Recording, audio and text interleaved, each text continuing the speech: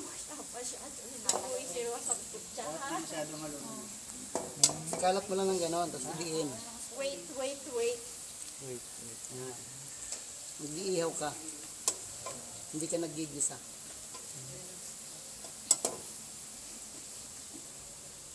Pag nag-brownish na yan, yun na yun. Ang galing lang po sa iihaw sa satol ha. Meron kang lagaya. Ginaganon mo. Messy eh. Kasi lilit ng mushroom.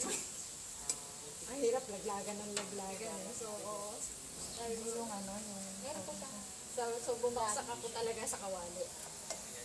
Pero ano, meron kang maiisip na way na maiihaw mo yung mushroom. No? Pagka ano nga nagbabarbecue sila, nagbubuhok ako niyan sa sa stick, iniihaw ko siya na yun. Kasan mo nga, konti. Konti lang. Ang gagawin po natin ay lahat ng luto natin ay no meat. Meron po kasi nagmi-mix ng meat. Ako po hindi. Pag mushroom na. Kasi yan na yung meat mo. Hindi mo na kailangan ng Ajinomoto din.